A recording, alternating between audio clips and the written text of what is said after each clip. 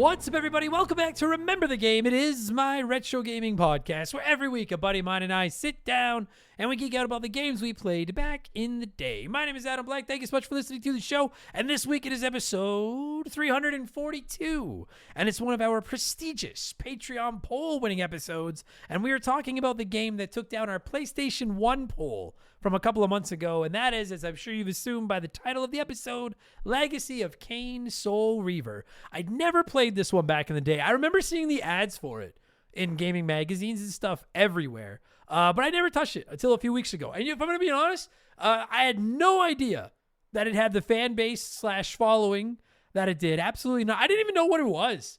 I guess I thought it was like Devil May Cry. That's kind of just based on the box art and what the very minimal things I've seen. I just thought it was kind of a hack and slash Devil May Cry, which I think we've done an episode on Devil May Cry. I could take or leave that series, and that's kind of what I thought this was going to be. It wasn't. I finished it off last week. I do think it's got some warts, some PS1 era warts, but that's kind of its charm too. I grew up with a PS1. I know what that's all about. And I can definitely see why people like this game so much. 100%. I will say my first impressions, I played the remastered collection on my Steam Deck actually, but I played most of it with the classic graphics. I actually like the way it looked better with the, if you haven't played it yet, if you play the remastered version, it's like the Halo Master Chief Collection. Anytime you want, you can click the analog, and it'll go from like new graphics to old graphics, and it's cool to see how things change as it goes on. But I actually like the old graphics better, I think. So I did play most of the game back in the old school graphical art style. I think that's the right way to say it. Personally, I didn't think Soul Reaver did anything particularly well. Like, I didn't think it had like a specialty, but I think the sum of its parts were good and enough to keep me hooked, and it makes me want to play more of the series, especially with that cliffhanger ending. I got to play Soul Reaver 2 now, you fucking cheeky bastards.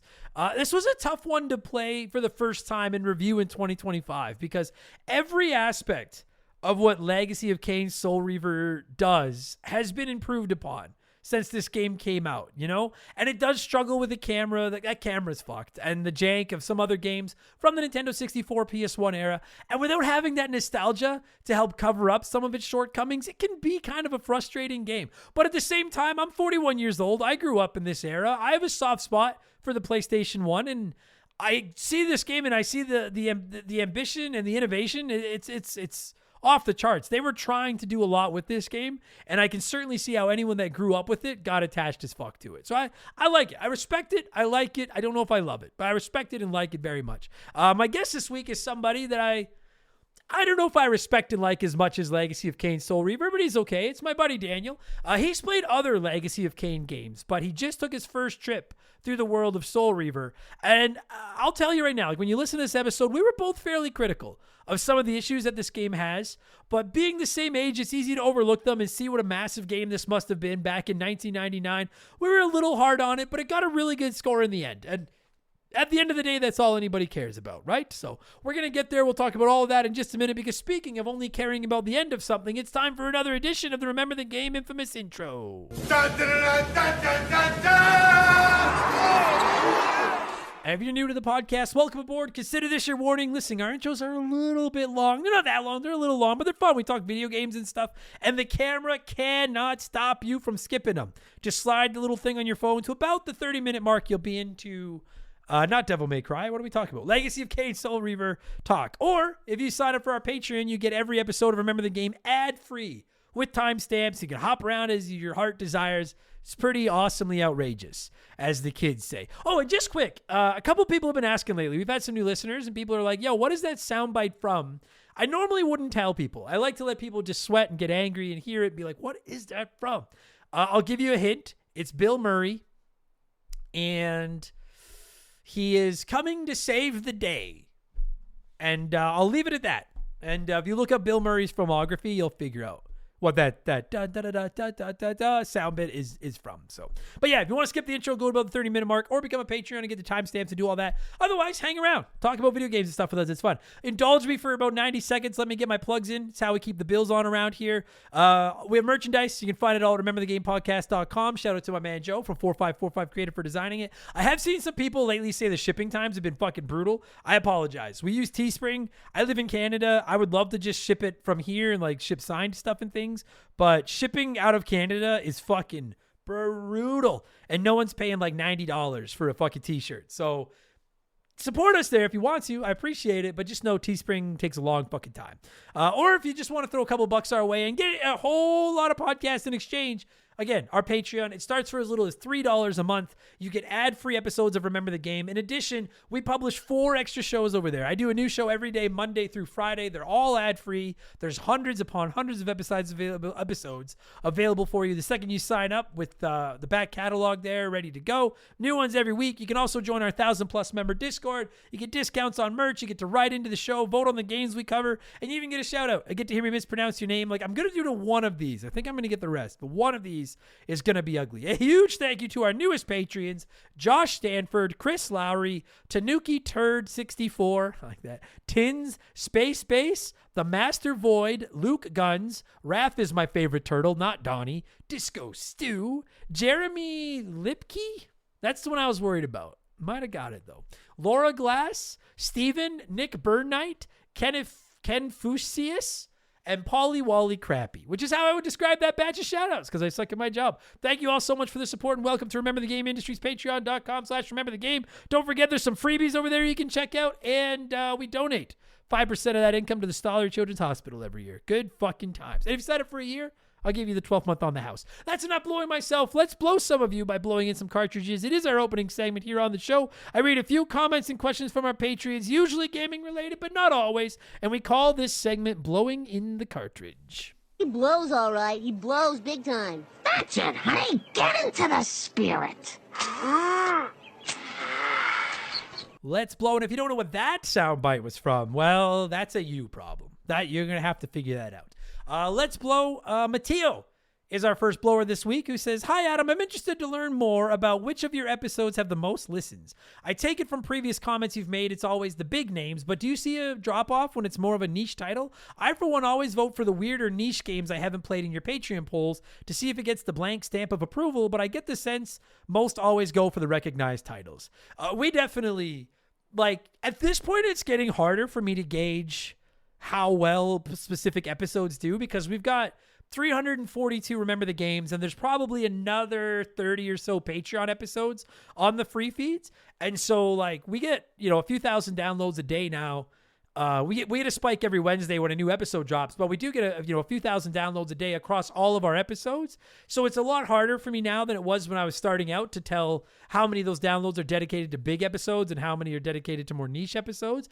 But without question, we get spikes when a Mario, a Zelda, a Final Fantasy, a Halo, like those heavy, God of War, like the heavy hitters come up in the timeline compared to something like, say, a Yo-Noid, or, I don't know, what's one of them loser games? Like World Series of Poker, right? Like some of those, I can tell there's not as much interest. I don't get as many comments. There's clearly not as many downloads for them. And you just mentioned the Patreon polls, right? Like we just did a PS2 Patreon poll that wrapped up this morning.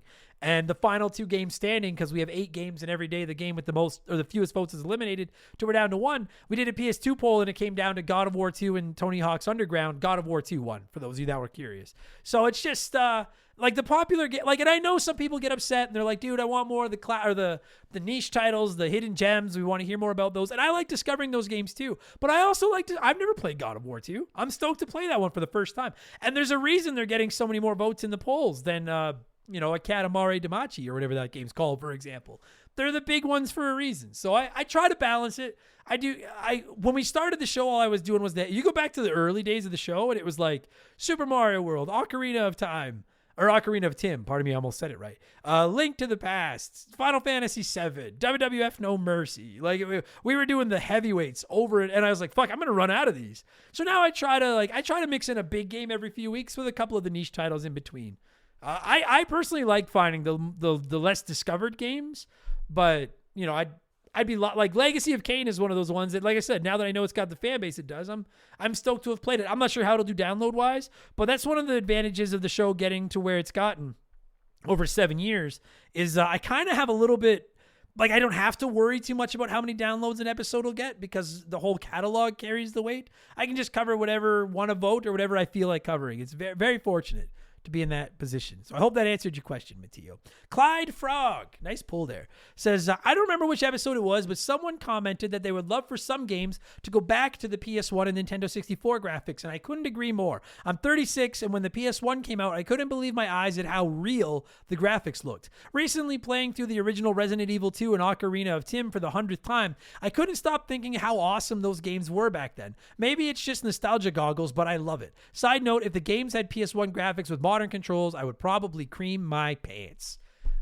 Creaming my pants is such, I say it too, that's such a gross thing. I say it too, I don't, people are bothered by the word moist. I think moist is a fine word. Creaming your pants fucking kind of just grosses. Crusty is the word that grosses me out the most.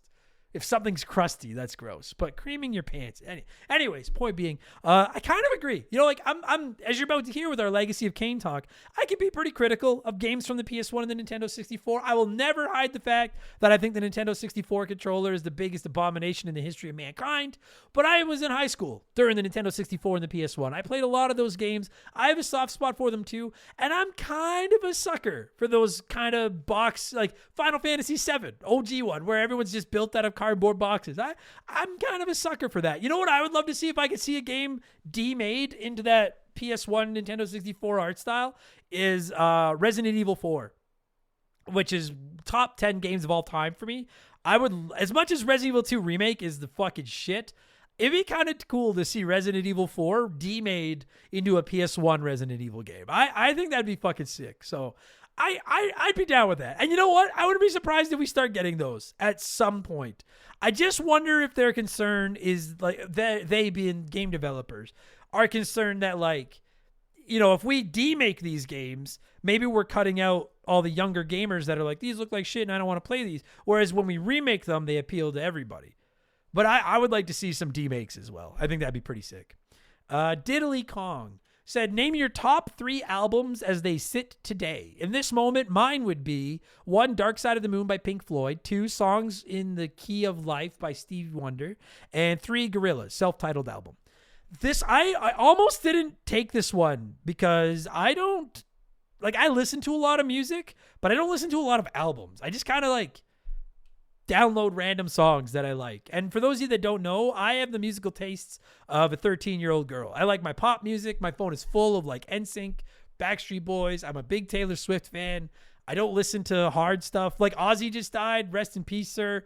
I don't think I could tell you 3 Black Sabbath Ozzy songs. Like, I just don't, it's not the stuff I listen to. So that said, my 3 favorite albums as I sit today, number 1 is, like, Blink-182 is my favorite band, and I almost went with the Untitled album, but I'm going to go with Take Off Your Pants and Jacket because I just have so many good memories of that album.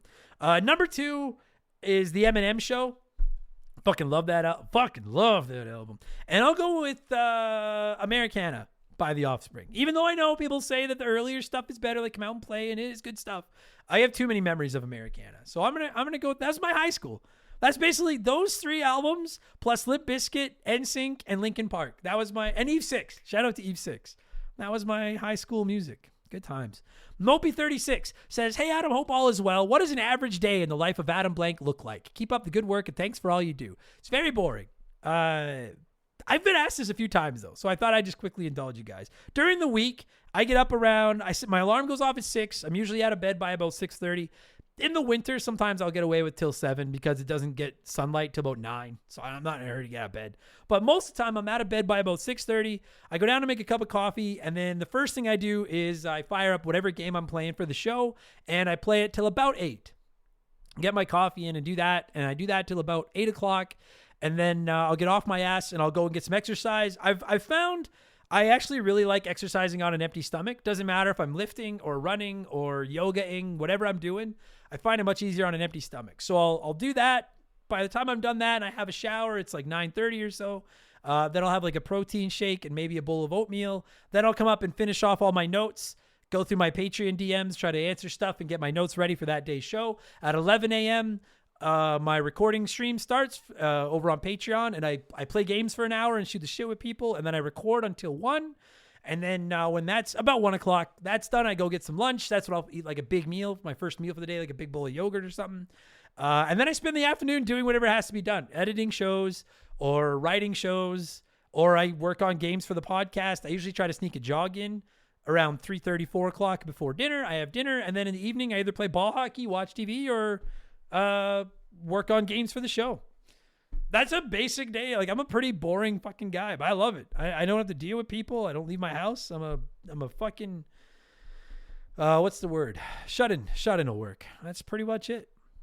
Ratchet my now that I'm not doing comedy anymore. Anyways, it's a lot less got up and go than it was when I was on the road for comedy all the time. So it's nice. Ratchet My Clank said Nintendo 64 GoldenEye gets mentioned everywhere, but did you ever play any other 007 games? I had a blast playing multiplayer on Agent Under Fire using the grapple to fly around maps and Nightfire. Have you heard of those? I have heard of... I can see one of them in my head because there's like a blue background, but I can't remember which one it is. I'm going to be honest. Like, I have not played another James Bond game. I've never seen, the only 007 movie I've seen is the poker one. Casino Royale. It was good. It was a good movie. The Final Hand is stupid. But other than that, it's a good movie. That's the only Bond movie I've ever seen, and I've never played any of the other games, including the remake of GoldenEye that people always say I forget about. I don't forget about it. I just haven't played it. So I know it's a lame answer, but no, I have nothing to say in the world of 007 outside of I know how to play GoldenEye and I know the Final Hand in Casino Royale is dumb. That's all I know about James Bond. I am kind of interested in that new one that's coming out, though. Oroku Saki's Gardener said, hey there, Mr. Blake. I was listening to the backlog, and there were a couple of episodes where you were actually playing the game while you reviewed it. It gave the episode a feel of two friends playing the game on a couch while talking about it. Any chance you'll go back to that every once in a while? If there's interest, I would. But, the feedback to those episodes was more negative than positive. I'm trying to remember what games we did that with. It was The Lion King, which I got pretty fucking irritated at. There was something else, and I don't remember which the other one was. But I would say the feedback was probably 70-30 against doing those episodes. People found them distracting and didn't like them. So if there's, I don't know, if a lot of people out there are interested, I wouldn't be opposed to doing another one of them. But the general consensus is they weren't for everybody. So they were, you try things and sometimes they don't work, What is it? When you're right 48% of the time, you're wrong 52% of the time. Blue Wizard is about to die. It's your fault. Says, hi, serious question, and I'm not trying to be a troll. You really love wrestling, with the understanding that it is fake in the sense that it's choreographed and traumatized. I acknowledge that it takes a lot of talent and athleticism to do what they do. What makes it appealing to you and other wrestling fans? I've always wondered and truly want to know your take, because I personally can't watch it on TV or live. I've already placed myself on double secret probation for this question. Thank you. Oh, there's no double secret probation in the world of fake professional wrestling, Blue Wizard. But I do get asked this sometimes. I don't like the fake. I hate using that term, but the choreographed, predetermined. Let's go that way. The choreographed, predetermined professional wrestling. Like, I'm not going to say that argument is invalid, because if you don't like wrestling, then you have your reason for not liking wrestling. But my thought is just like, I love Breaking Bad and Sopranos. Those are two of my favorite shows ever. And they're both way faker than pro wrestling is. So, like, I just watch pro wrestling as, like, it's like scripted sports, because I love sports. But, like, any of you out there that are sports fans, give me a football game that fucking ends on a Hail Mary at the end of the fourth quarter, or a baseball game, like bottom of the ninth, 2 out, bases loaded, and like that kind of shit. Give me a hockey game that goes into overtime, not the shootout. The shootout sucks. But like, you want that. And pro wrestling has the ability to basically do that whenever it wants, because they're like, we want this match to be a squash, so it'll be over in 3 minutes. This guy will kill that guy. We want this match to be a barn burner that goes for 25 minutes and you never know when it's going to end. So that's how we book it. So that's, I think, my main appeal to pro wrestling is that it's sports where they can rig it. Like, everyone, so many people are like, oh, the NFL is rigged, the NHL is rigged, blah, blah. Wrestling is rigged, and that's what makes it awesome, because they can plan it all out and make it however they want. It doesn't always hit, but I love it like that. I love everything about it. I love the showmanship. I love the comedy aspect of it. I love the promos. I love the storytelling. I love the athleticism. I love everything about it. I've truly in my heart felt that if people that think wrestling is dumb would try pro wrestling, there's something in it for everybody. And there probably isn't, but I think there's. Shaylee thought it was dumb till we got together, and now she's all about pro wrestling. I adore it. I adore it, and I admire professional wrestlers. Most, not all, but most.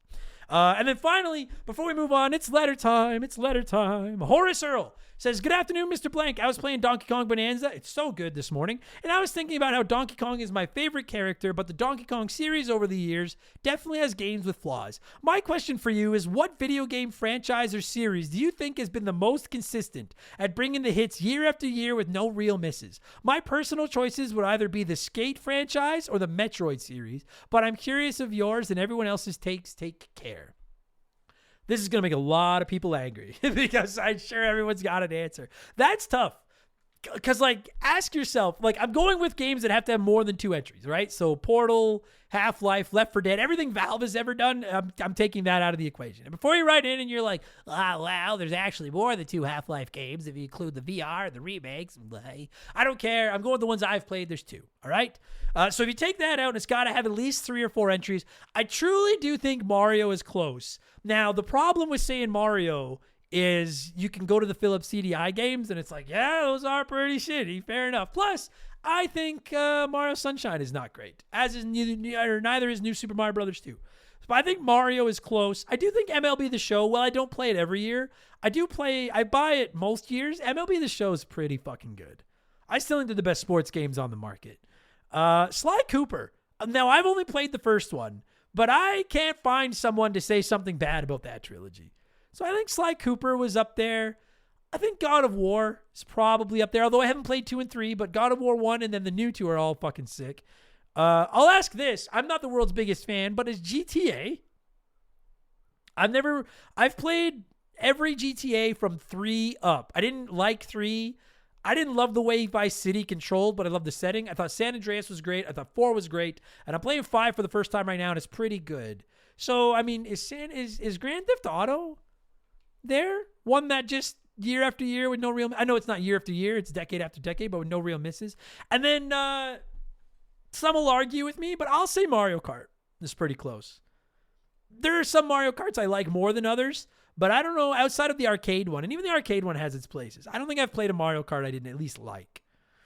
That is a tough question, though. Let me know. Leave a comment on the... Oh, yeah. And for people that are like, hey, you deleted all the messages on the episodes on Spotify. No, I didn't. When we moved to the new podcast hosting site, it deleted all those comments. I have never deleted a comment left on Spotify. So don't fucking yell at me. I'm not deleting your comments. All right? All right? All right. Okay. We got to keep the ball rolling. We're running late here. Let's switch things up and get to our Smash Hit segment, the official game show of Remember the Game Industries. Play 1, remake 1, erase 1.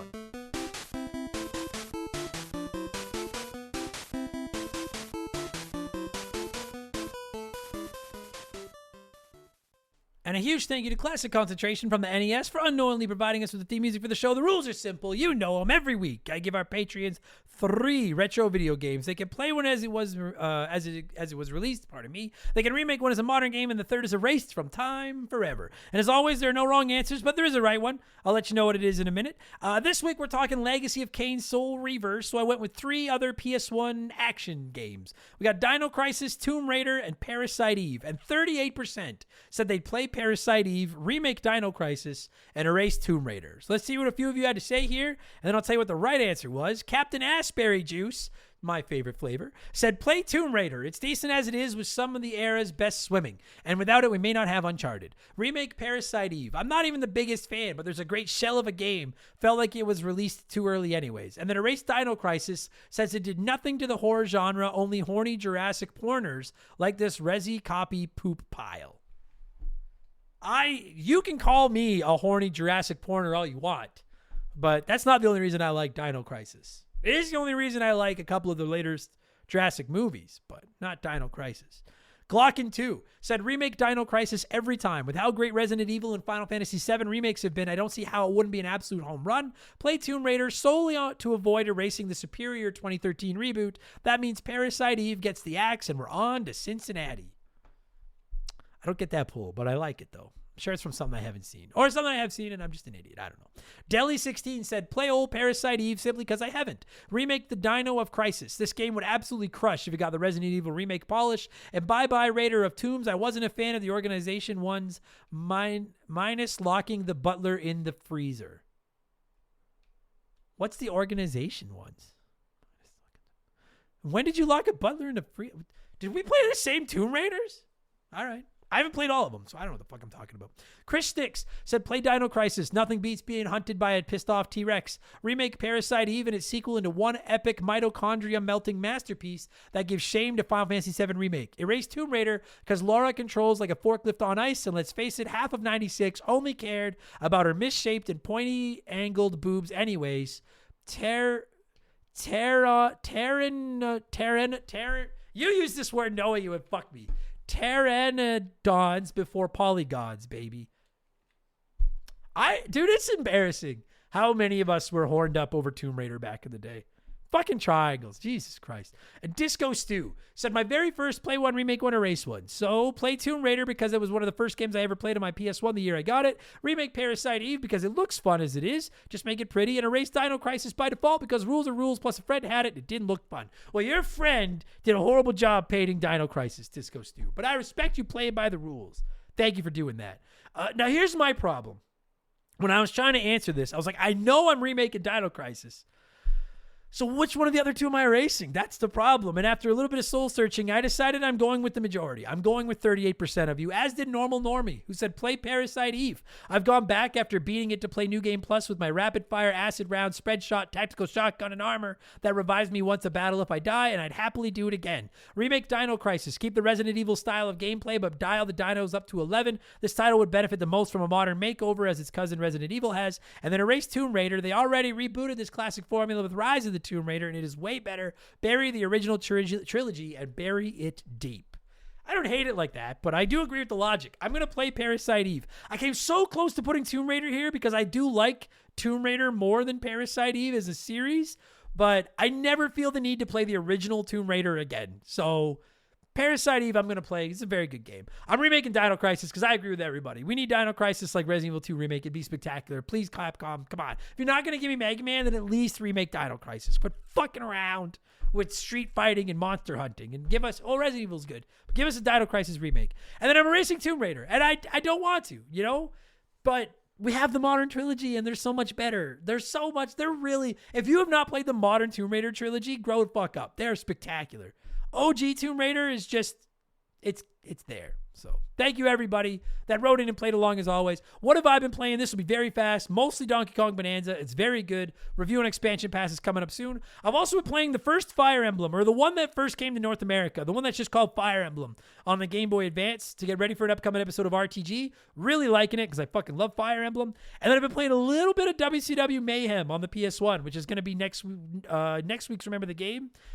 It's pretty bad, but it's got some redeeming points. We'll talk about that next week. That's really all I've been playing, though. So we're going to pause here. I'll let a sponsor in. They will peddle their wares, and when we get back, it's Legacy of Kain, Soul Reaver, from here to Cincinnati, as I believe is the saying. We'll be right back after this.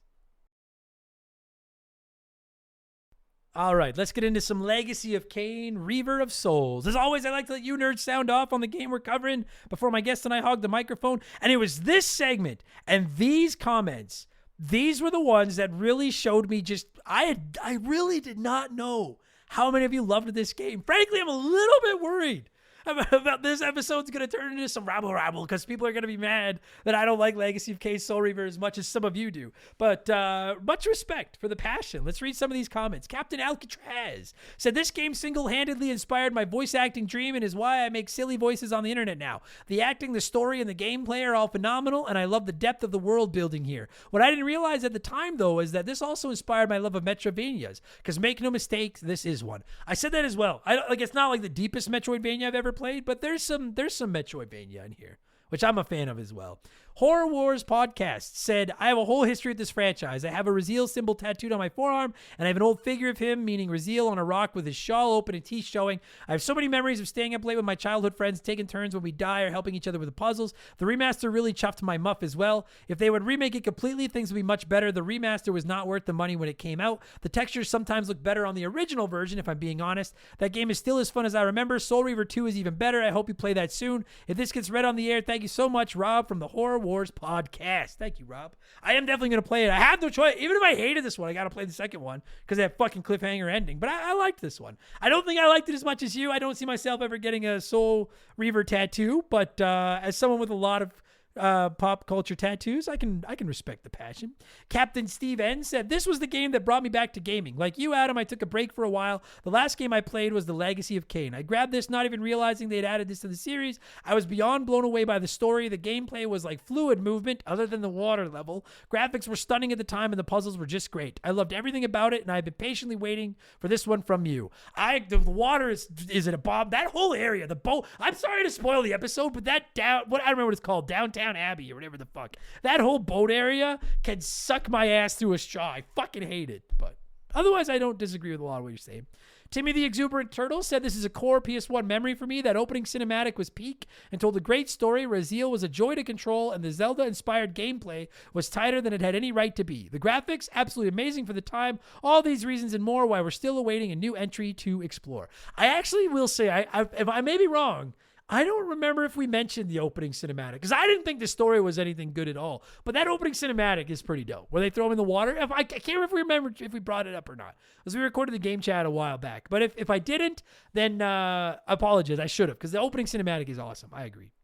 Ravishing Rick said, where do I start? My cousin got the demo disc and I practically searched and looked everywhere because the world looks so amazing. Once I got my own PSOne, I got my own copy and I still own it to this day. The world, the music, the voice acting, the story, the sound of the kill from spearing an enemy or throwing them into the water or sun. Chef's kiss. The ending did get me mad though the first time, I'm not going to lie, but it made me want the sequel that much more. Just like you say of other games, Adam, I can't stop having a smile while typing this and thinking of this game. Great memories. I appreciate that. I'm really starting to get nervous this episode might go the way of Metal Gear. Like, I'm not nearly as hard on this game as I am Metal Gear, but I don't like it as much as some of you apparently do. My God. Steve Clark said, as a horror kid, this game blew me away when it came out. I loved the story. Impaling vampires with a spike was so satisfying, and learning new abilities kept me wanting to move forward. The first time I got the ability to face through gates, it blew my mind. I love this series, and I'm so happy to see it finally get an episode of Remember the Game. I appreciate that. That's just a fraction of the comments we got praising this game. So I just ask for you to understand not everything is for everyone, and I wait till the end because I give it a good score. I like your game. I just don't think I'm falling over to suck its balls like some of you are, but that's fine because I have games I do that for too. We're all just friends here, okay? As is my buddy Daniel, and we're going to talk to him right now about Legacy of Kain, Soul Reaver. I'm going to cue up some music. And when it stops, we're going to take you back to August 17th of 1999 and talk about Legacy of Kain, Soul Reaver for the PS1. Enjoy the podcast, everybody. Let's go.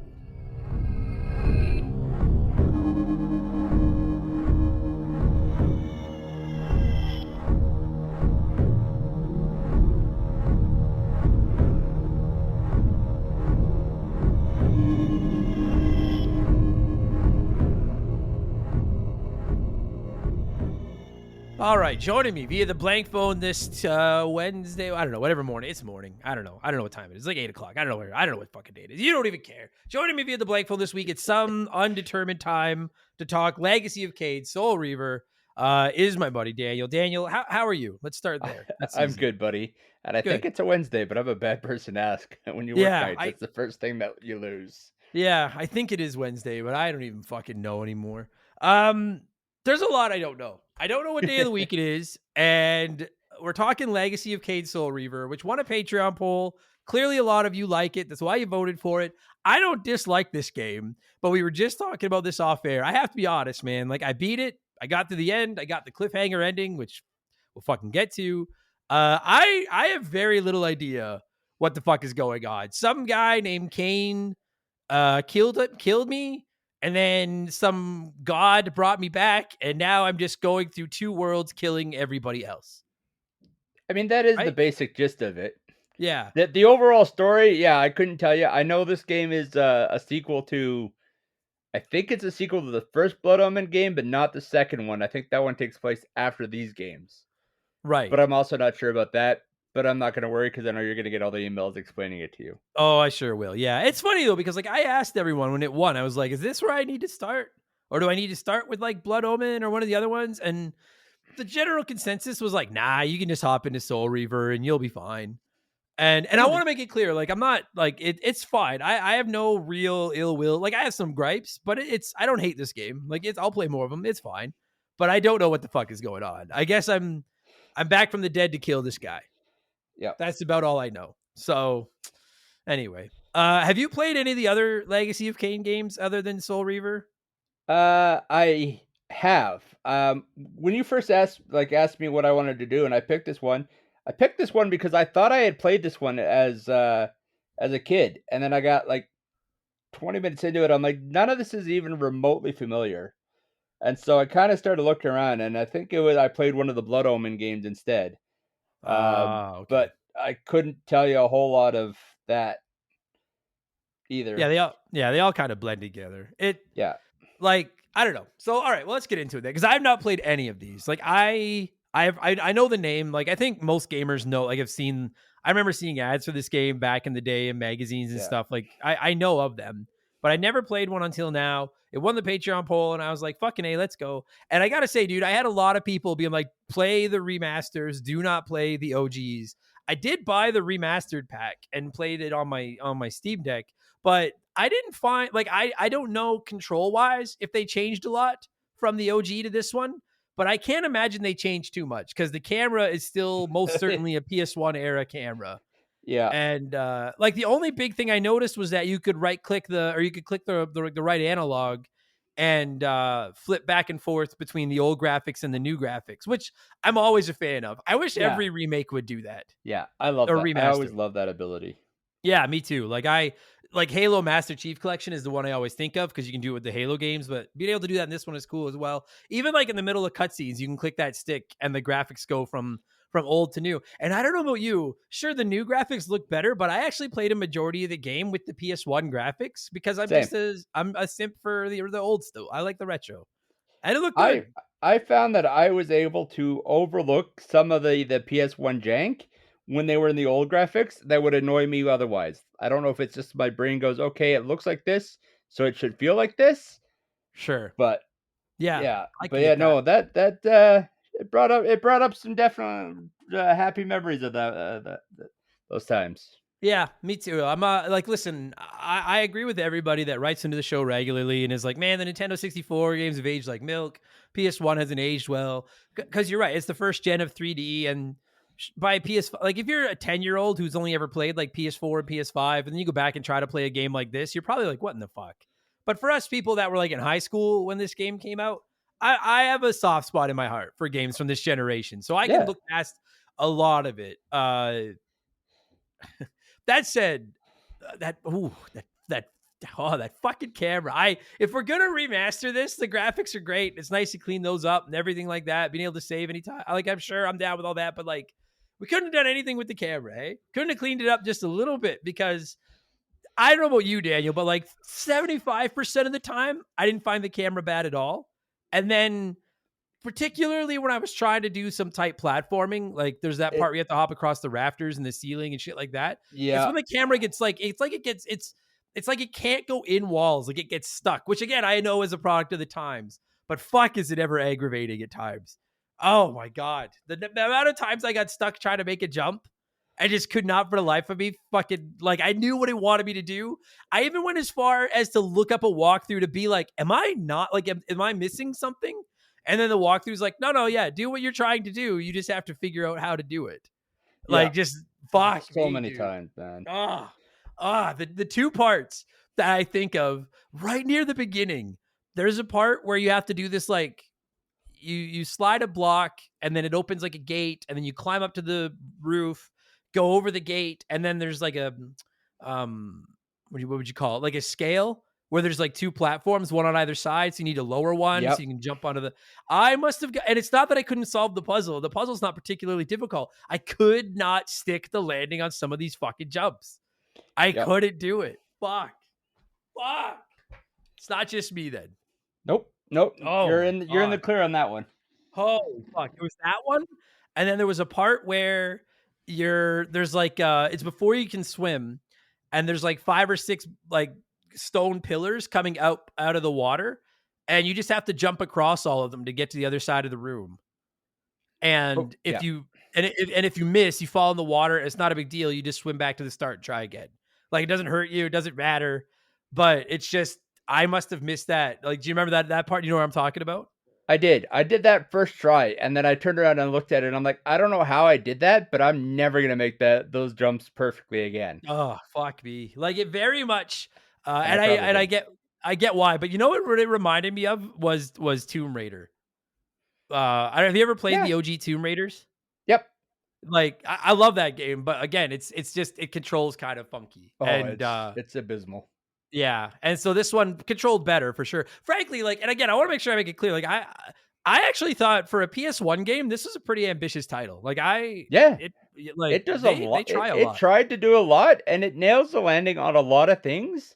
And the stuff it doesn't aren't, for the most part, a fault of the game. There's a few things, sure, but like, the camera system and that wonky 3D platforming, that was just kind of the nature of the beast at the time. Yeah, and I I've mean, played we didn't even worse. start really getting good at that until another generation or two later. We're Yeah, still getting wonky 3D platforming on the PS2 and 3. yeah, and like, straight up, this is not the worst. Like, but far from the No. worst that I've played from this era. Yeah. So No. it just got irritating when I kept fucking missing jumps. Yeah. Oh my fucking God. So that was just a little bit wonky. And then, like I said, this story, like, I'm not poo-pooing on this story. Like, I got the concept. Like, this dude, like, at the very beginning, he throws you into that fucking, I don't know, The abyss. Yeah. super whirlpool abyss thing. And then I recognize the voice of that god guy that picks you up. And maybe Fable. Like, I know it from somewhere else, and I can't figure out where It's from. Megabyte from Reboot. That's who it was. Thank you. I Yeah. could tell. The whole game. I'm like, who are you? I fucking Yeah. know you. Who are you? Yeah. That's who it was. Tony J, absolute classic. But yeah, That's it's who it was. Megabyte. Shout out to Reboot. What a show. Yeah. Did you sidebar? I don't know if you guys had Reboot in the States. I think you did. I know because it was on YTV up here in Canada. But if you didn't, look it up. Awesome show. Have you ever seen any of the like later episodes where Enzo is like a steroid beast with one eye? Yeah, Fucking crazy. season 3 is great. Yeah, it changes everything. I was like, holy fuck, what happened to my boy Enzo? And then when he meets up with Bob again, and the water works, and oh man. Yeah. Anyway, sidebar. I'll do a Reboot episode someday. Reboot's good shit. And remember when we watched that as kids, and it was like, wow, look at the ad, like, because it was like CGI, and it was like, yeah. Now you watch it, and it looks like something like a 10-year-old makes as like a first ever computer project. But yeah, when I did my finished my animation course back after high school, that was one of the companies that I applied for, and I had my rejection letter from them on the fridge for like a year. Nice. It had all their characters and everything, like in the background, and it was just. I'm like, you know what? Like, I'm okay that I didn't get this job. I wasn't particularly good at it. There's a reason that I don't do animation. Sure, but, I love a good rejection. But yeah, I'm like, like, this is a studio that I loved as a child, and I can say I shot my shot, and but yeah. Well, you never seeing know. that with all the Reboot characters and the Beast Wars characters and everything. That's cool, man. Reboot, fuck yeah. I didn't expect to talk about Reboot today. So you're like this dead guy, and then you come, and then the Megabyte brings you back to life, kinda. And then I got to be honest, like I just wasn't paying that much attention at the beginning, but when it first explains because the whole, like, the number one hook of this game from a gameplay mechanic, I think the main ingredient is this shifting between like these two realms. Yeah, the physical world and the spectral realm.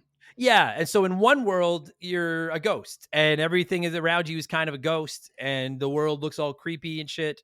And basically, you just like absorb souls or something until you fill up your health, and then you can find a teleport pad to go back to the physical world, where you're fighting shit again and physically you can move blocks and everything like that. But then when you run out of health, it sends you back to the ghost world.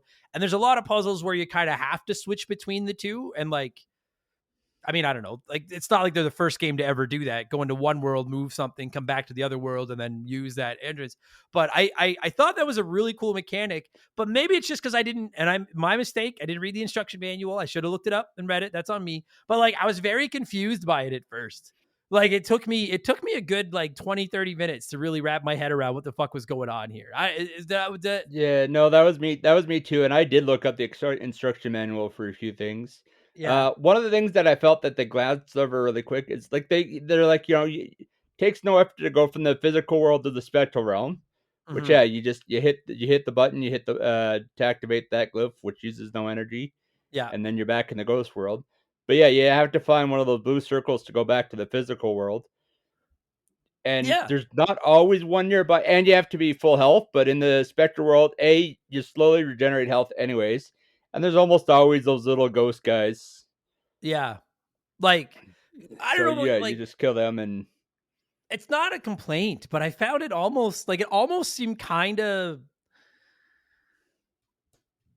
because like when you're in the physical world, when you take damage, yeah, if you run out of health, then you get just you don't. It's not game over. It's not like you lose a life. It just sends you back to like the ghost world, and then you can just yeah, quickly restock your health and then find a teleport pad to go back to the real world again. And like yeah, it almost kind of felt like just I, it's like 50% of me thinks it was kind of like, so what is even the point of health? Because like you're fighting a boss, and if you run out of health, then all it does is just send you to the ghost world to quickly fill your health back up, go to the teleport pad, come back to the real world, keep fighting the boss. Half of well, me was like, so what's even the point? But then the other half of me was like, I actually like this because it's not like I don't have to deal with lives or like a long cut scene and have to walk back to everywhere if I mess up at a boss. It's just like, hey, fucking you're a ghost, fill up and come back again. Like, you know what I'm like, I can't yeah, decide if it bothered me or not, got that really, system. yeah, got rid of that. And theoretically, if you lose all your life in the ghost world, you just go back to like where you meet the elder in the underworld, and then you just have to really hike all the way back. Yeah, which I fortunately only happened to me like once because it's Yeah, pretty forgiving once you're in the the ghost first world. boss that I did, because the bosses all have some trick to them, and I was couldn't figure it out at that point. That's the Yeah. only one that did it, because the bosses can hurt you in both worlds. Well, and that's the whole like this entire game is just like a giant puzzle. Like there's Yeah, like the actual combat itself, like when you just fight enemies in the real world, that in the ghost world you just beat up those lizard guys a couple of times and then and then suck their inhale their soul. souls and then it's over. Yeah, But in the real world, I actually like the idea that like when you fight enemies, if you don't have a weapon on you, you kind of can't kill them. Like you yeah, have to. that was definitely something I really liked. Is that because uh you're a former vampire now, you're a wraith, but you were a vampire, and everybody you're fighting is a vampire of some degree, and yeah, they can only be killed by either being impaled, burnt, sunlight, or water. Yeah. And so it was really cool. Like as long as so like there's lots of weapons all around the game. Like you can go and just rip like a pipe off the wall and use it as a weapon, Yep. and you beat enemies up till they're kind of standing there staggering, and then you can impale them with your weapon. And then even once you impale them, a lot of them you have to suck up their soul. If you don't, they'll come back to life. Yeah, And and you can't so just leave their soul floating around. It's like, okay, well, like I'm full life now, yeah, but yeah. You still want to yeah, suck them up. So like there's that. Plus, like you said, you can pick them up and throw them in the water. I found the most satisfying deaths to be to pick them up and throw them onto like a hook on the wall and just like impale them on the wall and shit. yeah, Um, that was the harder one to line up sometimes, but it was definitely was the most fun. yeah. So I liked that system. The only hair in the soup when it comes to the combat was I did find especially about I don't remember how far and give or take about halfway into the game, probably earlier than that. Then you get the Soul Reaver, that sword, and then as long as you have full health, you have this like laser sword you can fucking just impale people with and kill them with instantly. And I found like the combat kind of went from like, oh, this is kind of a neat system because I need to figure out how to put the finishing blow on these enemies to kind of just becoming a like, I'll fight if I have to. And otherwise, Yeah, I was just kind of running by enemies because there's really no depth to it. Like you can technically dodge, but I just found that if I stood there and just mashed attack or shot them with like an energy ball from a distance out and then ran up and killed them, like the normal enemies just became nothing but kind of like filler, I guess, you know? Yeah, So the one annoying thing I found with those Wraith Blades, if you went to go and finish somebody off and they weren't completely stunned, it it takes so long to do the animation, they almost always hit you, and then you yeah, lose it. And yeah, then you're back and you gotta have a weapon or there's gotta be a spike on a wall or a fire or something. and that became so fucking annoying at times, Yeah. having to like turn around and go look for a weapon somewhere. You know, like it was like I loved the system, but you'd run into the occasional room where they're just you couldn't find any way to kill them, and it was like, God damn it, fucking hike back and find. And it's just because then Yeah. you had to kill them to absorb their souls to get back to full health to be able to fucking use your weapon again. So Yeah. I like combat was I liked the concept. It just kind of it was I wish it had a like 10% more depth to it, you know, because Yeah. it was I fine. It just got yeah. easy. The I like the like, some of them and there's and sometimes it's obvious. There's the one spot where there's like the sunlight coming through a window, so you're like, okay, yeah, gonna Yeah. you Yeah. can throw them into that. Although what's really annoying is there's the one level where you get the guys that are immune to sunlight, but it still has Yes. the big sunlight there, and you still have that habit of like, yeah, I threw the guy into the sunlight and he just stood there. Yeah. Yeah, it was like like I said, it was fine. It was fine. Like it Yeah. was fine. So that like other than that, the only other combat is fighting the bosses, which is Daniel mentioned. Like it's a lot of kind of solving like the little puzzle to how to beat them. And you know which one gave me the most trouble actually was like the one of the very first fights. The guy who you get the sword from. Okay. Yeah. The first time you Kain. fight Kane. And like Yeah. because he fucking appears and he's got that sword and then he shoots you with it and it's impossible to dodge his attack. And once it hits you, you go back to the demon world and you got to fill up your health and then come back to the real. And I could not figure out. I kept trying to dodge his attack and I could not figure out what to do. And then finally, I couldn't even get close enough to him to punch him because he kept hitting me with his laser. And then finally, I got close enough to him and land a punch. And then I realized, like, oh, you just have to get to him fast and punch it. And then I beat him in like a minute. But Yeah. it felt like every boss in this game, it was just like I hate boss fights. So this isn't the game's fault. This is just me not liking boss fights. But it felt like every boss fight in the game would just kind of beat on you until you went back to the ghost world, and then all you do is like grind it out to fill up your health, come back to the real world, rinse and repeat until you figured out what to do to kill them. Yeah. And it just kind of became like not even frustrating, but I honestly think I like it better than just a bullet sponge boss where you just have to hit him.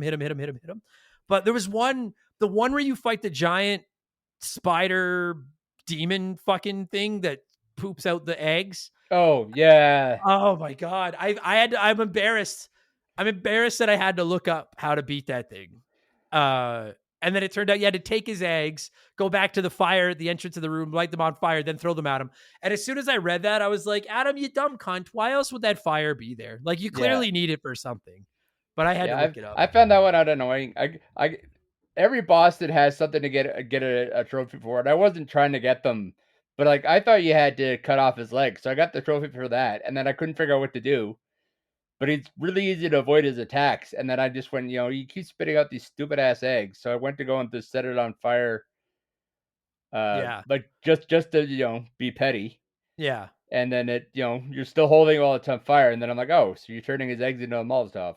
Yeah. And that's the whole point of Legacy of Kain Soul Reaver. I don't know. I can't speak for any other games in the franchise, but this one, like, it's very, very much not a hand holding game. And it's not particularly difficult from a combat standpoint. The platforming, I think it's a little bit difficult for the wrong reasons, but that doesn't matter. The camera and shit like that. But at the end of the day, like a lot of this game comes down to figuring out where do you go next? How do you solve this puzzle? I had to turn to a walkthrough a couple of times in this one, and I don't know if it's because I'm just not smart enough to figure out the puzzle, or if it's a like an effect of it's 2025 where every game holds your hand and tells you how to do everything. And I just don't have the patience to crack the code myself anymore.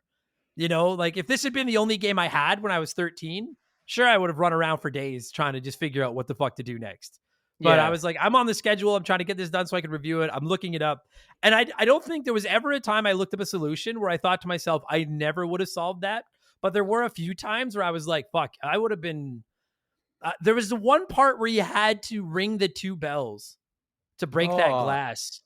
That one And pissed me off because and when I looked up, like, I was looking it up, and I'm like, I did this so many times. Like, I figured out what you had to do, and I was trying it, and trying it, and trying it, yeah, and yeah, it took so many tries. yeah, I kept ringing one bell and then going over and ringing the other bell, and I also looked up, and apparently, in the remastered version, the bell sound effect fades a lot faster, I guess. Yeah. And Yeah, that was so, one of the things I read too. yeah, because apparently, like, you could, because I didn't even have the sound on half the time when I was playing this, or very little. Like, I was listening to a podcast or whatever the fuck I was playing it. But yeah, I'm like, I'd ring. There was this part where you have to ring two bells, and they're fairly far apart. And and like, finally, I looked up what to do because I'm like, how I have hit both these bells like 1,000 times. What the fuck am I missing? And then it was like, your best bet is to get behind the first bell, hit it as you're running by it, and then just haul ass, jump, float over, get to that second one and hit it. And they're like, it's a pretty small window. And it's one of those things where, like, there's no indication that hitting the bell is the right concept or doing what you're supposed to do, or that you have to hit both of them. You know, like, a lot of games would have that, like, a sign or a navi to pop up and tell you, like, give you an idea. And I actually don't hate that about this game, but it is very much, we're not going to hold your hand, figure it out Yeah. yourself. And There's the fuck, glass dude. window that you end up breaking has, 2 bells on it. Yeah. And so I assumed hit both bells, which I Yeah. fucking did over and over and over Yeah. again. Fuck. Yeah, there's that one, So and I had another one that was a similar thing, and it's like, I kept doing it, and I can't remember what it was later on in the game. I had another one of those. But yeah, like, this game doesn't do much to tell you if you're on the right track or not, no, and it which, doesn't, it doesn't tell you if you're going in the right direction. Like, yeah, it's very cryptic, and that's not yeah, necessarily a bad thing. Like I say, I honestly can't decide how much of it is I'm just an old man who doesn't have the patience I used to, and how much of it is like, what the fuck else do you want me to do here? But it yeah, definitely does not hold your. Again, I looked up a couple of walkthroughs for a couple of times. I was stuck and things, and one of the things I like to do once I beat a game is go back and just, look for, like, Reddit threads about it and see what's the consensus on this thing. And the general consensus was just like, yeah, like, it's a game from 1999, and it was designed to not hold your hand. And I frankly think, had I played it back in 1999 without the internet to tell me what to do everything, I think I may have rage quit, but I may have really enjoyed it because it's very clever. yeah, Okay, you know what? Here, let's let it break in here because I don't know where we're gonna stop. So let's let it break in here, and when we get back, we'll talk about some of the things like the realm shifting and all that kind of stuff. So we'll be right back. Give us a minute. Calm down. Okay, so what we were talking about before was, like, to me, the burger, like, the patty in this burger is the shift realm, the realm shifting thing. And one thing I really enjoyed was that very early on the game kind of teaches you, like, hey, when you get stuck, shift realms, see what you can yeah, find. And I found those by a country mile to be the most satisfying puzzles in the game, yeah, and was it's shifting. one of the few pop-ups that this game has. Yes, It yes. pops up and it's like, the switch to the spectral realm to look for secrets or something like that. But there's almost no pop-ups, including when you get abilities and things. You have to kind of figure out how to use abilities, Yeah. And which you're can be a right. bit It of a is. detriment. But yeah, it's Yeah. the one pop-up they have, and it's the fact that it's like, okay, this is going to be such a major part that we have to make sure they do not miss this. Yeah, that's what I was gonna say. Is like, they clearly didn't want to hold your hand and let you figure shit out on their own. But I am glad that they decided early on. It's that first puzzle with the scale I was talking about earlier, Yeah, and the pop ups are coming up, being like, if you get stuck, shift to the other realm, and then it very blatantly becomes like that. That becomes the theme of the game. Like, yeah. 50-60% of the time, if you're stuck, shift realms and look around, and you'll probably figure out what you have to do. Yeah, yeah, And yeah, and a lot of times, like, it just minorly changes the landscape. Like, some platforms will get taller or shorter, and that's what you need to make a jump or something. yeah. Plus, when you shift to the ghost realm, you're looking for those blue, like, teleport pads to go back to reality or whatever. And if there's one of those around, I felt like that was almost the game's way of telling you, yeah, like, yeah, at some point we need you to go into ghost here, Yeah, and then you're gonna shift back. And I really thoroughly enjoyed that mechanic. Like through the entire game, that was the best. Like I honestly could have lived without the combat and the boss fights. Like it was fine that they were there, but to me, like the bread and butter of this game is the puzzle solving, and I was like, I could have played Yeah. this whole game with just the puzzle solving This is a mechanics. puzzle solving game that has action elements. It's not an action game with puzzle solving elements. Like that's Absolutely. to differentiate it from your God of Wars or your Uncharted or things. The Yeah. solving the puzzle is what you're doing most of the time, and sometimes you're also killing things. Yeah.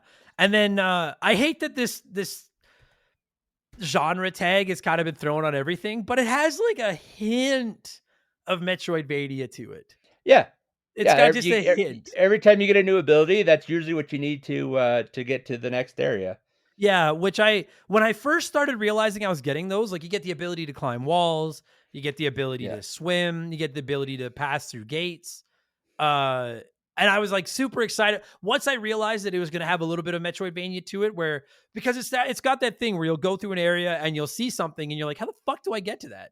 And you waste 20 minutes trying to get to it, then you give up, and then later you get an ability where you're like, oh, that's how I fucking get to it. Like now it's easy, I could go back and get to it.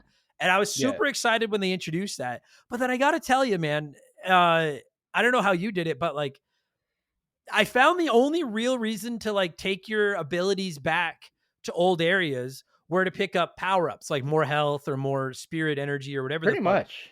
And that was all well and good, but I never found I needed them. Like I didn't go out of my way to collect a single power-up thing because I was never dying.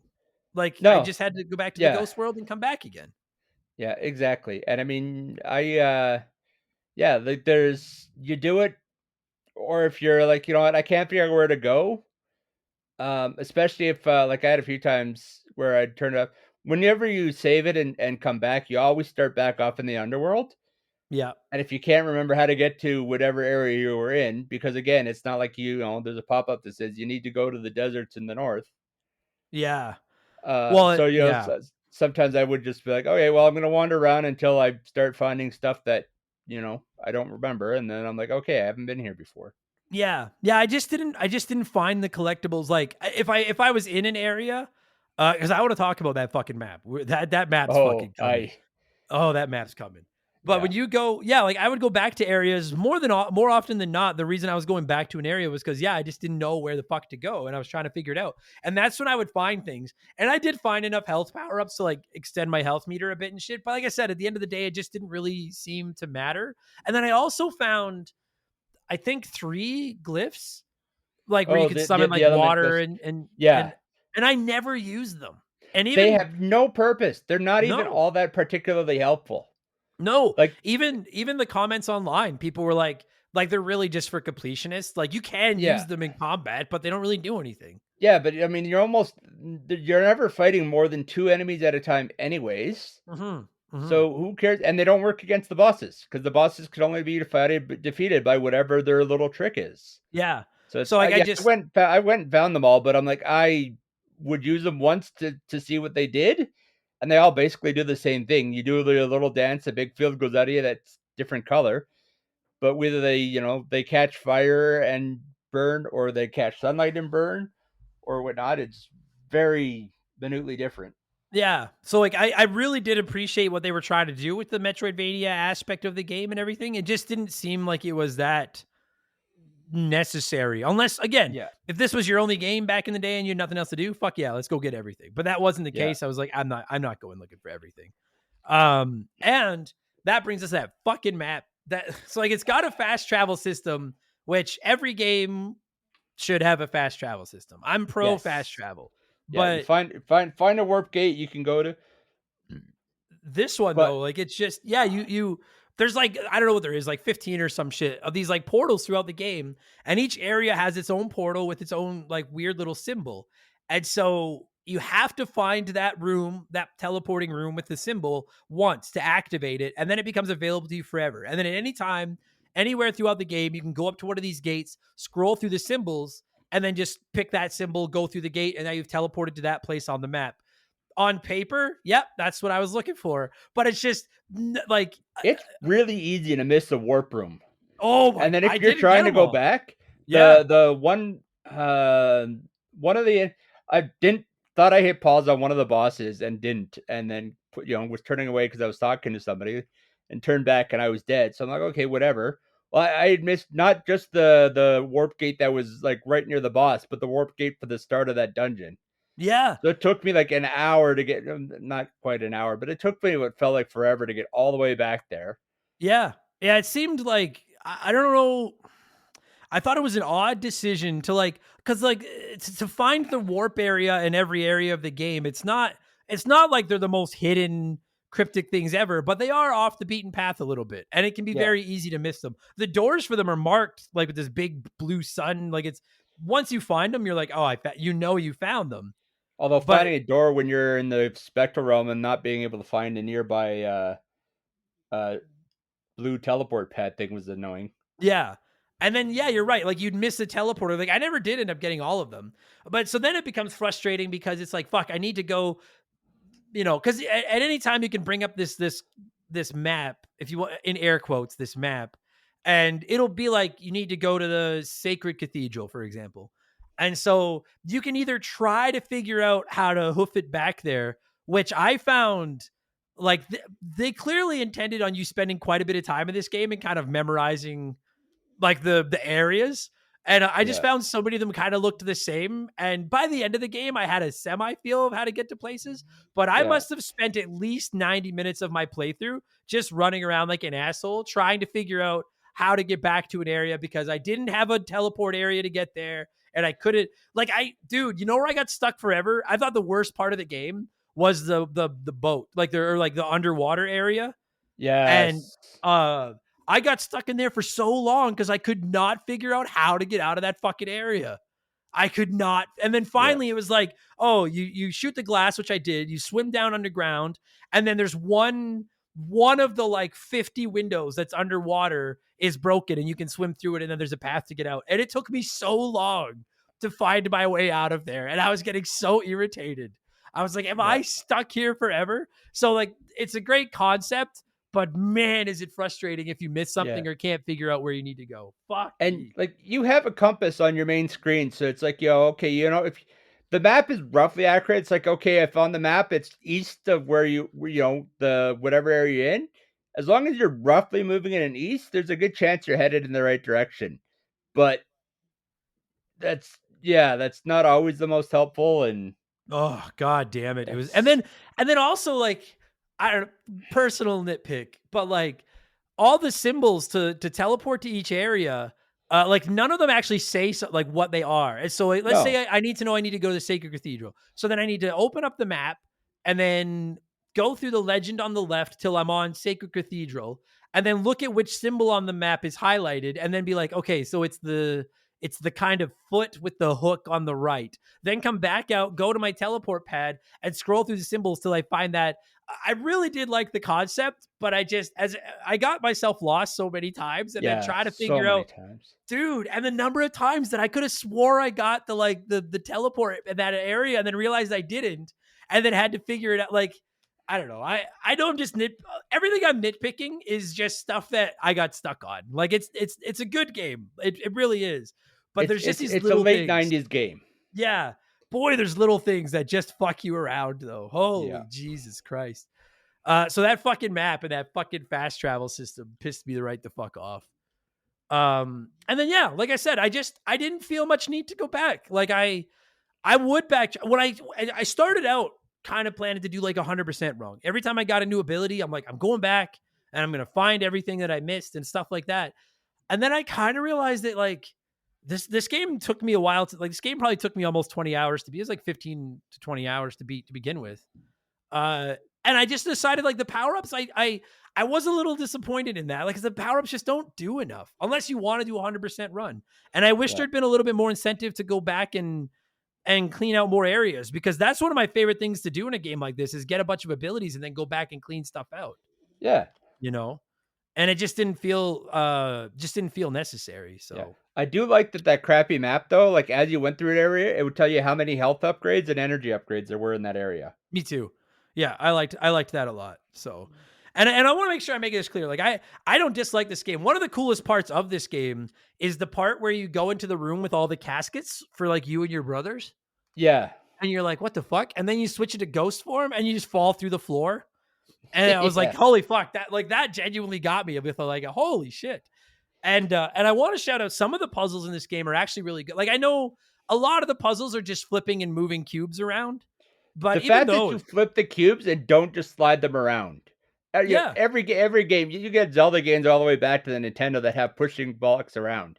But the yeah, fact that sometimes you have to flip them to get them to turn, or to flip them to go up a level, like yeah, to stack them, like yeah. that was a nice touch that was really undershadowed. Yeah, I thought that was really, really well done. Dude, did you get stuck? It was right at that first puzzle again, I think, and you need to flip a block up.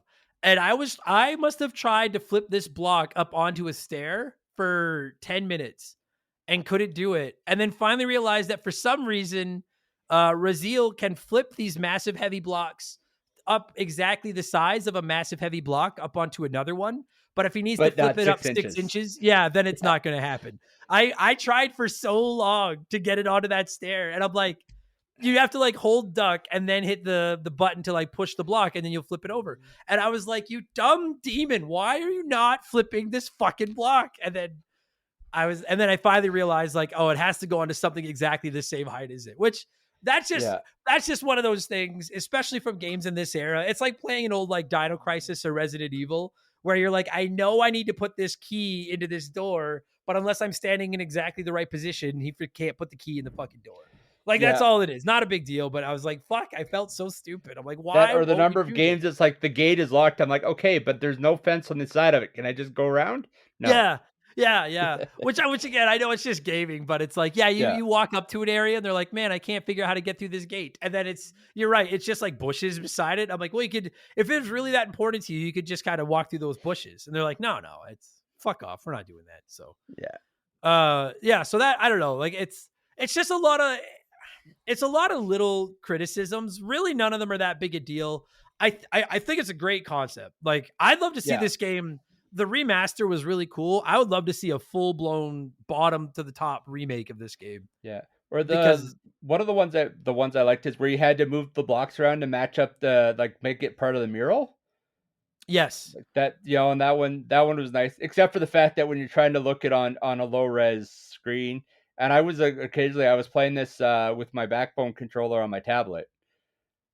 And so when I'm trying to check the details on a block to make it match the mural, better yeah, than doing it on my phone, I guess. But I'm like, that is not the easiest. no, there was a couple of moments because they were pretty close. Like a couple of them. There was Yeah. that one where there was like 4 different like of the carriages being pulled or whatever, people bringing stuff to like a queen or some That's shit. the one. Yeah, and they all Yeah. looked so similar, but they weren't quite. Yeah.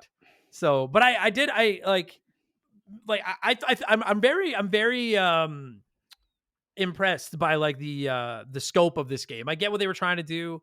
Switching between those two worlds, that's I'm not saying it's the first game to ever do it. Link to the Past did it, for fuck's sakes. But for a PS1 like 3D game, they did a remarkable job of making that switch between the demon world and the real world seamless and very important. And like you said, I really enjoyed switching and then seeing like a platform climb or grow from one to the Yeah. other. And I'm like, okay, clearly that has something to do with what I need to do in here now.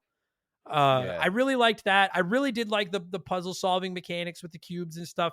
The combat, well, it got a little bit tedious by the end of the game. The idea of having to impale them on something or burn Yeah. them was pretty badass. Getting the Fireblade is great, because then I just started running around throwing fireballs and just burning them all like before I even got near them. Yeah, me too. Once you've got that fire thing, yeah, you're keeping your distance and just lighting them the fuck up. Yeah. So, And it was always annoying when I'd get that and then I'd have to switch, because when you switch to the spectral, you lose the fire. yeah. Oh, I was which like, is so damn I'm annoying. like, now I got to go back to trying to stab them. It's definitely got a little bit of Zelda DNA in it. Like Yeah. even like when you have full health, you've got that sword and everything, and then once you take any damage, you don't. It's like having the Master Sword that can shoot lasers, but then once you lose some health, you can't. It's clearly got like this was. I don't want to compare it to like Ocarina of Tim, but it's got some Ocarina of Tim DNA in it for sure. Yeah. Which not a bad thing. No owl, no it's literally the polar opposite. No owl, no Navi, no one's gonna help you. Whereas Ocarina of Tim, everybody's trying to help you. This one, no map. I wish there was a mini map, so you, like trying to get around some of those, like that cathedral or whatnot. I just uh, and the day night cycle was nice, except for the fact that the night cycle was so friggin' dark that you Yeah. couldn't see anything. I ended up like I turned it off periodically because I'm like, I can't see and I'm not gonna sit here for 20 minutes waiting for it to be daytime again. I found that too. And that's a product of this. Like I've always said, my least favorite level in GoldenEye is the jungle because I can't fucking see. And Yeah. like maybe it was easier on like an old CRT TV, but like yeah, because I had a couple people ask how did it play on my Steam Deck. It played flawlessly. I didn't have a single issue with it on the Steam Deck. Outside of yeah, occasionally in the really dark areas, I just couldn't fucking see what I was supposed to do. There's one when you're outside of that there's like a water area. It's where you get the ability to go through gates, I think. And it's like a castle tower kind of, and you go across a bridge and then you're in the castle. But Hmm. there's a part where you can go underwater and then go to the left of the gate, go underneath like a little like cliff, and then there's like a hidden area back there where you can climb up the walls and get a health power up. And I tried to get back there to get that power up once I had the ability to climb for like 10 minutes. And then I couldn't see. Like it was just pitch black and I couldn't Yeah. get my character back there. And I finally was like, fuck this. I fucking give up. Yeah. So, But yeah, um, the day also, night cycle option is nice. Just turn it off. yeah, it is cool. I wanted to shout out the one of the bosses I thought was the coolest actually was the snake guy you fight in the water, and all you need to do is like stay up on a pillar and smash all the windows, Yeah, and yeah, then the they tell light you it's kills like, them. yeah, they're immune to what they're immune to water, but they're highly sensitive to sunlight. Yeah, I thought that was really cool, and I actually was surprised. I hate swimming in most games, but this game actually doesn't swim terribly. Yeah, the only part that makes the swimming hard is the camera. Yeah, the swimming, yeah, that, and then Yeah. I don't know why. 1 out of 10, I could not get him to jump out of the water. Most of the time, no problem, and then occasionally I just get stuck, and Yeah, I'd be like, "Would you please jump out of the fucking and water?" if you do the jump out of water or the dash, you have to wait for the animation to finish before you hit the swim button again, or else you just sit there. Yeah, And but I'm I like, okay, actually but yeah. like, and I found that to be the most useful ability. Like the ability to go through gates was cool.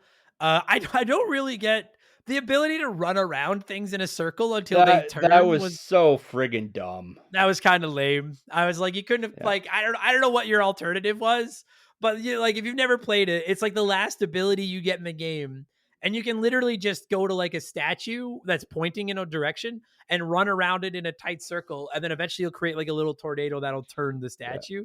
And it just like the gate phasing one was so cool, the swimming one was cool, the wall climbing one was cool, and then that one just kind of felt like a wah wah. Yeah, that I was was like, shit. We got to ship this in a month. yeah, just felt like a lame final ability.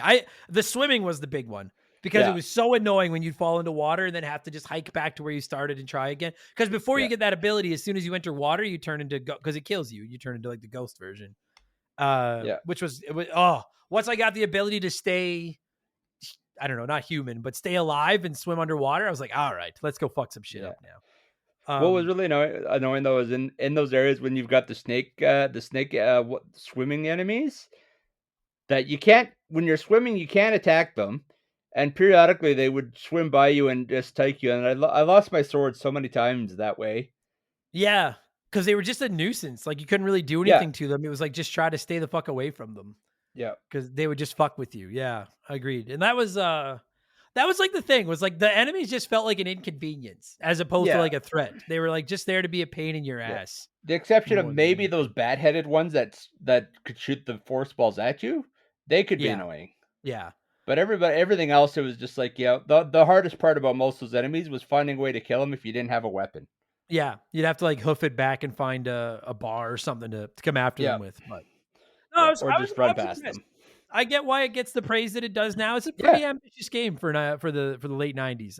yep, I was impressed. For everyone asking me, like, you gonna play any more of these? 100%. Like, well, like, oh, because that's something we haven't talked about yet. So the final boss, yeah, spoilers, I guess, but like that final boss fight, I found I came in and I was thinking to myself, like, all right, either this boss is gonna be the same as all the other ones, not particularly difficult, just find his weakness and then fuck him up, or to make up for how simple most of the other bosses are, this thing is gonna be a bitch and it's gonna destroy me. And it turned out to be the former. It really wasn't that hard. You just had to like stay in no, the middle of yeah, the screen, fill up your health, wait for that blue flash to appear to show where he is, run up and punch him. yeah, Was really easy, actually. I was yeah. shocked. the room looks so awesome, and I was like, this is cool. Like that whole like when you're coming up and that, but yeah, that and then yeah, you hit him 3 times, and he goes through a portal, and you get the lovely, infamous to be continued. Yeah. Now, it would be hypocritical of me to tear the to be continued ending apart when I have praised that in Halo 2 to Halo 3. So I'm not going to completely tear it apart. I will say it's pretty But ballsy. That's pretty they ballsy. Like, they finished the story, and it was like, we have like, I haven't played the Halo games. I've only read them. I'll give you that. But like it had an ending, and it was there's more that can happen. Whereas this one, it feels like shit. We have to ship this game. Meh. yeah, it's very abrupt. Like Yeah. you kill the final boss and then yeah, like it just feels like things are just picking up, and then it just goes to be continued, which Yeah. I listen, if you're Halo, I can get away. I think Halo 1 ended definitively, and then Halo 2, they're like, hey, to be continued, because they're like, Halo 2, for those of you that weren't around back then, Halo 2 might have been, I don't know if I'd say the biggest game launch of all time at that point, but it was pretty close. It's got to be up there if It it's was a not. That was a big fucking deal. Whereas I remember Legacy of Kain Soul Reaver coming out. I remember seeing the ads in my magazines and stuff like that. But I can't imagine that they were as confident. Like Halo 2, they were like, buddy, we can sell another one of these. Well, how'd you know that Soul Reaver would work well enough? Like, what if this game had come out and just bombed, that people hated the puzzles and shit? And you're like, fuck. And then to top it all off, we had like, I very ballsy of a game developer to decide to go the to be continued route with a not proven commodity. Yeah. Like that's, and I know there were previous Soul, like Legacy of Kain. Like I know there was Blood Omen or whatever the fuck, but still it's pretty ballsy. And I'll give them credit. They got me. Even though I don't entirely understand the story and know what the fuck is going on, I'm like, well, like maybe I will if I fucking play another one. So I'm going to I have to was play like, yeah, another one. I'm gonna play Soul Reaver too, because you Yeah. got half a story here. You got me. On that note, thank you. Who made this game? Crystal Dynamics. Thank you for packaging 1 and 2 in the same package so that I don't have to buy another one. Yeah. I appreciate that. So, Yeah. yeah, I think I'm even like, I'm on the Wikipedia page right now, and it says critics praised it for its intriguing story and high quality graphics, which I don't know if I'd find the story particularly intriguing, but I will agree on the graphics. Even if you go back to the PS1 era graphics while you're playing it, looks pretty fucking good for a PS1 game. Yeah. Pretty ambitious.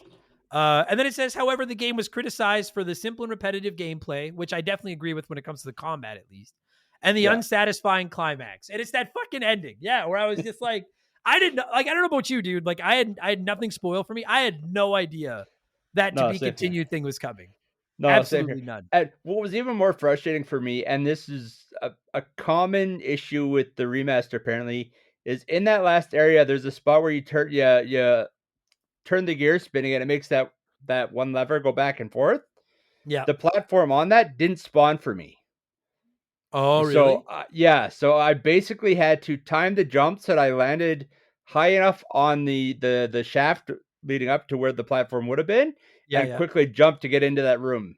Oh, shit. Like that first happened to me, I'm like, okay, whatever. So I went, did a bunch of other things, and then when I came back and it was still like that, because usually if something doesn't load, you turn the game off and you turn it back on and it's fine. Yeah. So then I started looking, and a lot of it was like, yeah, go back to an earlier save. I'm like, I have earlier saves, but I've done 4 hours of like going back and finding items and things. I'm like, I don't want to redo that.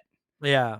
So that's what I messaged you saying, yeah. And then I was able to glitch the jump to get back to get there. But I'm like, if I did 16 hours and I can't finish this game, I'm going to be annoyed. And then I got that ending, and I'm like, now I'm annoyed for a completely different reason. Yeah. Yeah, it was I mean, like, I don't know. I don't know if this episode came across as negative or not, but it's got a lot of little things that I would change. And at the end of the day, it is even if you grew up in this era, it can be difficult to play a late 90s game in 2025 and just ignore all of the things that have been improved since that era. Yeah. But make no mistake, I'm a fan. Like I will, you can take this to the bank, unless I get canceled or something. a Soul Reaver 2 episode is coming on Remember the Game, and I'll probably go back and try this the first one, the Omen one or whatever. I Literally. liked it. Yeah, I thought Yeah, it was same. fun. I really So, liked a lot of what this game tried to do. I like the fact that they went with the puzzle routing being the primary and the action secondary compared mhm. to everything else. Even if it did make the combat really lackluster, but like I said, once I had that fire ability, I didn't even bother with it. I just ran around spitting fire at everything, anyways. Yeah. And that's where I was saying earlier, we kind of got sidebarred. This is one of those ones that I think frankly, practically every PS1 game could use a remake because the PS1 is the PS1. But Yeah, this is one of those ones where like the remaster was cool, but I would love to see a ground up remake of this game, expand on the puzzles, expand on the combat. Because I really, really love the concept of this game, and I just think there's still a lot of untapped potential, and that like so much more. I think that their eyes were stupid like comment, but like their eyes were bigger than their stomachs. Like it yeah. was just this is everything we No, can it's do in 1999, and I'm like, what could you do with this concept in 2025? You yeah. know? Like I love games that try to do something differently. Like one of the other games that we reviewed was the Eternal Darkness, and I love the things that game it did differently from other games of that genre. And this game, same thing. The fact that you can't just kill an enemy, you have to kill them with certain things, Yeah, whether it's chucking them in the fire, throwing them onto a spike, or whatnot. Like, I love the game things that this game tried to do, even when it didn't always succeed. yeah, I'll agree. Like to compare it to again, I don't think I don't think it's by any a stretch at all to compare it to Ocarina of Time a little bit, No, I think it's uh, a good comparison. and there are aspects of this game I actually think are vastly superior to Ocarina of Time. I know this is going to be a hot take, but I would go as far as to say is like depending on my mood, I might say I like this game more. Depending on my mood, I'm not the world's biggest Ocarina of Time fan. I like that game, but I like this one too. I'm impressed. It was good.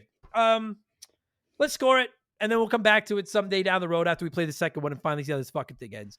And maybe by then I'll know what the fuck is going on in the story because I don't fucking know. But I liked it. Daniel, how the fuck are we gonna score this thing? Came out in I don't know. Came out in '99. That's fucking lame. How many Legacy of Kain games are? We'll score it that way. Here we go. I think Legacy of there's Kain. four One, plus the one that just came out a little while ago.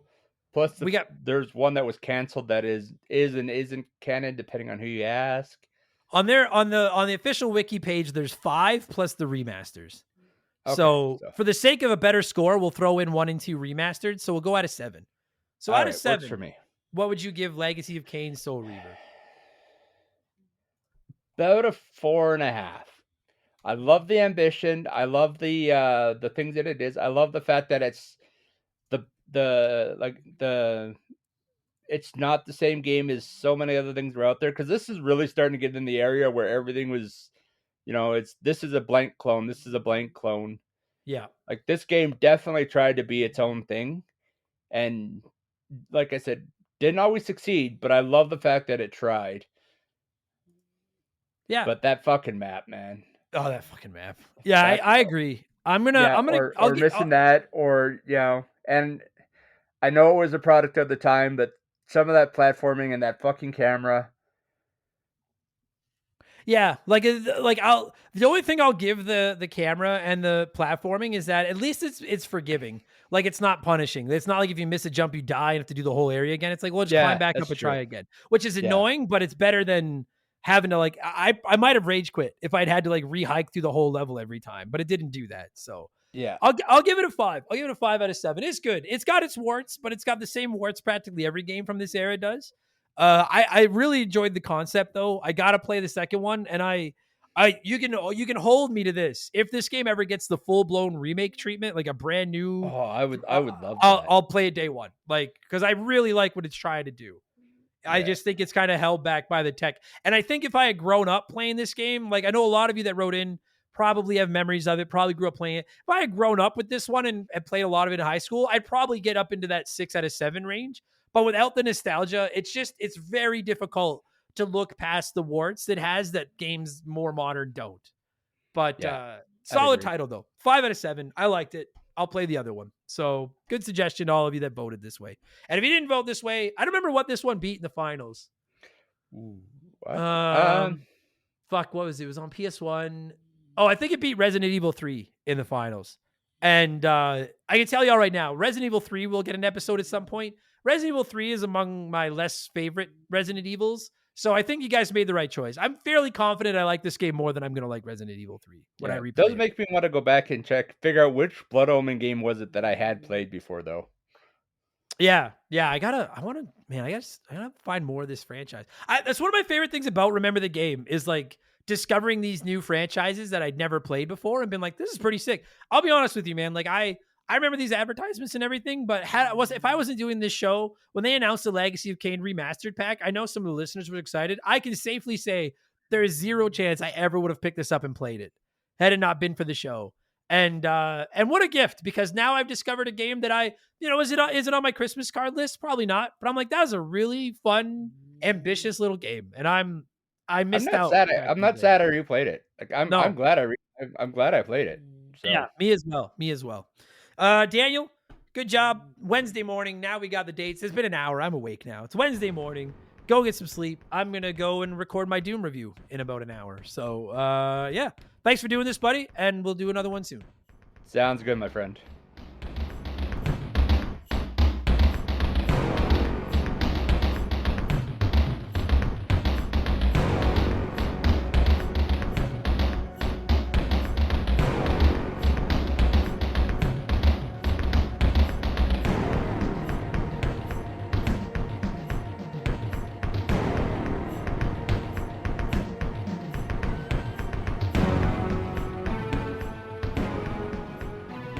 That is going to do it for this week's episode. Daniel, thank you so much for giving me a call and talking Legacy of Kain, Soul Reaver. And to every single one of you nerds listening to this, whether this was your first Remember the Game, your 342nd, maybe your last one, if you love that game and didn't think we were nice enough to it, whatever the fuck. I appreciate you listening.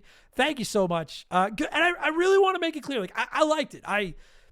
All my issues were like, at the end of the day, like, was it fun? And was it a cool little... It was very not intuitive. That's not the word I'm looking for. Ambitious and innovative. That's what I'm trying to say. A lot of respect for Legacy of Kain, Soul Reaver. Not something that I feel the need to ever really fire up again, but a lot of respect for it. And I can guarantee you, unless I get canceled or I die or I win the lottery, you will get a Legacy of Kain, Soul Reaver 2 episode sooner rather than later. Because I need to see how this fucking thing ends now. God damn it. Those cheeky bastards with their to be continued crap. Anyways. That's it. That's the episode. I got thanks and patrons. We're going to do that in just a second. Yeah, become a patron if you like the show. I'd appreciate it. You know, I like money, and I'll give you lots of podcasts in exchange for $3. I'm not asking you for your firstborn, or I don't want your firstborn. I just want $3, and I'll leave you the fuck alone. Leave us a good review. We've had some really nice reviews lately. I see them. I fucking see you, review leavers. You warm my heart. Thank you so much. And I just wanted to quickly say, a lot of people have been asking me if I'm going to get back on Twitch, and I've been talking about how I want to. I've kind of just...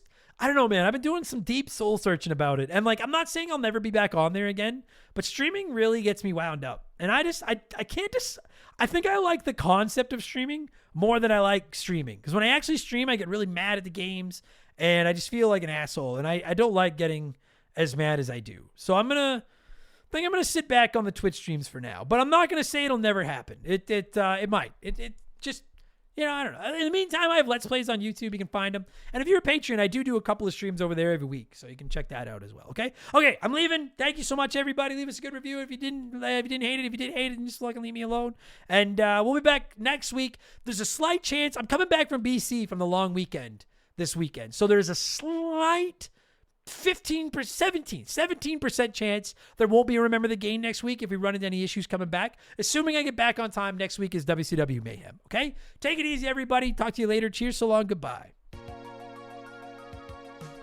Remember the Game is brought to you by our Patreons. I could not puke up all the content I churn out every week without all of your support. The following people are the senior executive vice president level or higher at patreon.com/rememberthegame, and as such, I am absolutely contractually obligated to say all your names very fast. So a huge thank you to Remember the Game Hall of Famer Slick Motherfucking Rick, Makeshift Mellow Magic Money, Sharonic, Jay Nasty 15, Jort King Keegs, Dan of Dissected That Film, Doug Dorn, Chris Fleury, Andrew Wright, Jordan, Eldest Millennial, Lil Bunny Fufu 89, Angry Tix, Dave Thompson, No One Cares, Scott Brooks, Aaron Lawson, JSK Fusick, A-Town Morgan, Zane Donovan, Ryan Kinchin, Mike Maloney, G9PSX, Mercury 869, Wolfgang Darren, Andy Hudson, Doogie, Wolf Magic 21, Johnny from Virginia, Squints, Dean Donian, Titan 420, Jeff Bergeron, John Woodruff, Randy Barrage, Just a Fish, Father McHugh, Holmes, Zach Shepard, Captain Black, Silver, 333, Chugger 22, Elijah Burns, Madam Nudsitch, DBXJ, Jameer Williams, Steve Dalk, Standard Ass Brian, Dude Where's My Game, Mizuru, Juris Dr. Mario, Tyler, Phil Lencher, Joe the Sandman, Jake Carter, Laces Out Dan, Growlywog, Beaver Boy, Thomas Smith, Leroy Westrich, Rush's Dog Walker, Stud Still Smash, Matt Babineau, Gabe, Fuzzy99, Decoy Man, a dude named Adam, Wyatt the Surgeon who's not a surgeon, Rowe, Blaine the Hoagie Man, Scary Terry, Storm Beagle, Archangel Otaku, Earl, Hego Waffle, High Plains Drifter, Timothy Oroku Saki's Gardner, Cody Richardson, General Fury, I am the very model of a modern Major General, Max Legroom, James Juan Francesco, John of the Adult Children Podcast, Mr. Arkansas, Drugs Bed, okay, Sam Carpenter, Donnie the Dude, Walter, Sleeper Hit, Squeak Nuts, Isaias, Hits Meals, Timmy the Exuberant Turtle, it's a lot of names.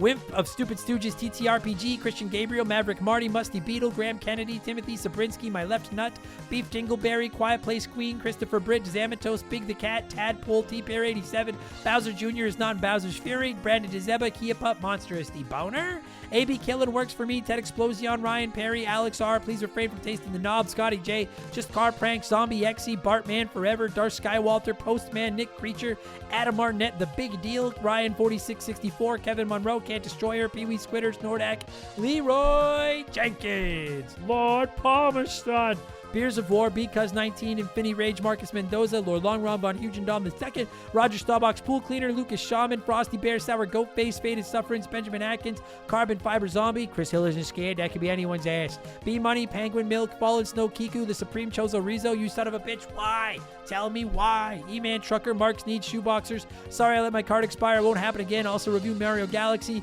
Jay Callahan, Robbie Air, Brian Richmond, Blobby, Bula, Matt Zeus, Too Much Karma, Mopey 36, Cesar, Filling My Mouth with Farts, Liquor Like Luigi, Cody Thompson, Kevin Kellums, Put It in Age, Chaz Hammond, Mr. Jabroni, Big Daddy Randall, Ida Yellow, Ryan Whitcomb, Justin Tate, Daddy Secret Little Chubby, Thrill Ho, Toby OP, Scotty McGee, Alex McIntyre, Spider Cat, Eric Hopewell, Darbles, Generic Name 238, Gannon's Magnum Dong, David Schroeder, Moncal, Diablo Spartan, Justin Blair, McCracken, Wilco, VOS Rager, Super Jess, Captain Steve N, Conebread, Wrecked Ralphie, Desiraith, Super Cyan, Safariath, Savage Boosh, The Grim Patron, MacGyver 88, Travis Sanders, Lord Salazar, Flater Flav, Captain Ashberry, Juice, Doogie Bowser MD, Topher Love, Thunder Leaps, Legendberry, Jinxie 425, Akira's Network, Horror Wars Podcast.